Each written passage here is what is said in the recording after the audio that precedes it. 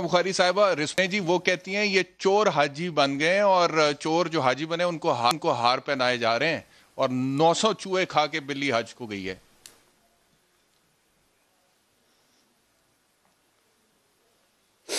बहुत शुक्रिया बैरिस्टर साहब। मैं तो हज का लफ्ज जो है उसकी तौहीन नहीं करूंगी, क्योंकि जो झंडे इन्होंने गाड़े हैं ना आटा चीनी चोरी के अंदर, जो इन्होंने झंडे गाड़े हैं पेट्रोल माफिया को सपोर्ट करने के लिए, जो इन्होंने झंडे गाड़े हैं ना माफियाज को पालने के चक्कर में, ये झंडे वाकई यही गाड़ सकते हैं। और ये इन्हीं को जो है वो जाहिर है जो दूसरों को कहते थे आज वो सब घूम फिर के इनके ऊपर आ रहा है।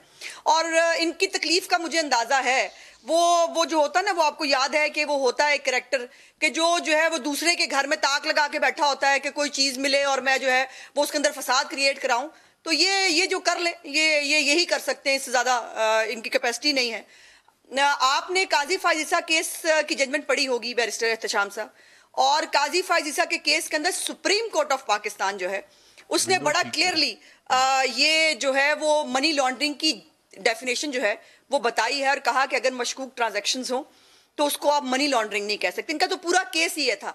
हमजा साहब को तो चले वो तो आज की बात है ना, हमारे जितने लीडर इन्होंने जेल में डाले और डलवाए उसके बाद उनके रिजल्ट क्या निकला, वो हम इतने अरब ले आएंगे, वो मुंह पे मारेंगे, वो ये हो जाएगा, वो हो जाएगा।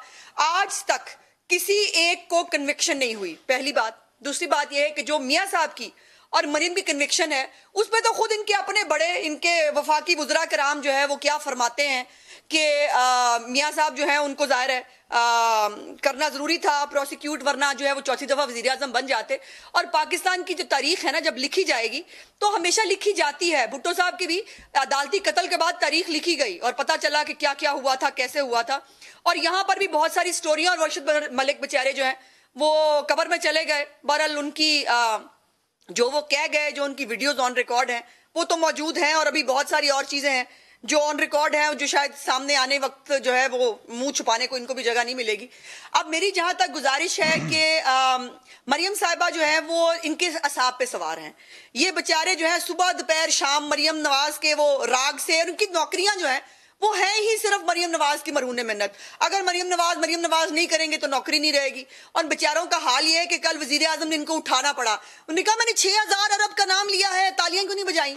ये हालत है और ये इनकी कारकर्दगी है कि तालियां बजाओ बैठ के दरबारी और हवाली सारे बैठ के। मैंने 6000 अरब कह दिया, बस ताली बजा लो, इसके ऊपर वो हो या ना हो उससे कोई खास फर्क नहीं पड़ता। वो इतने 1000 अरब आने थे, वो यहाँ जाने थे, वो वहां जाने थे, वो भी पता नहीं कहाँ के किससे कहाँ हुए।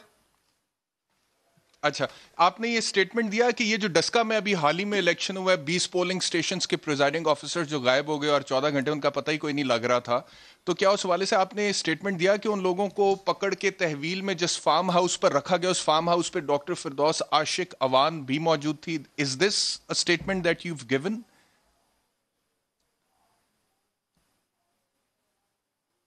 जी बिल्कुल मैंने दिया और मैं इस पे कायम हूँ, और मैं समझती हूँ इसीलिए हम कह रहे हैं कि जो इलेक्शन कमीशन ने फैसला दिया है, आपके पास कोई सबूत है इसका कि उनको अगवा किया, उनको फार्म हाउस पे रखा और डॉक्टर फिरदौस वहां पे मौजूद थी? इन सब की जो लोकेशंस हैं,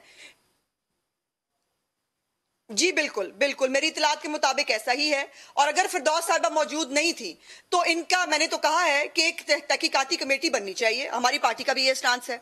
और वो तहकीकाती कमेटी जो है इनके फोन्स और इनकी लोकेशंस चेक कर लें, पता चल जाएगा कौन कौन कहाँ था और क्या कर रहा था। और ये इस तरह से जो है, और अब फिर ये देखिए कि जो सरकारी मुलाजमीन को सजा मिली है ये उसके लिए भी मैदान में निकल गए हैं, उनको भी जो है वो फैसला हुआ है उनके खिलाफ जो है इनको अदालत जाना है। तो इससे आपको नजर नहीं आ रहा उन सरकारी मुलाजमीन किसको जो है वो अपनी जो ये झूठी अना और उसके चक्कर में ये इलेक्शन हर सूरत हाल में जीतना था, उसके लिए सरकारी मुलाजिम जैसे भी इस्तेमाल हो सकते थे हमने किए। तो ये मामला इतने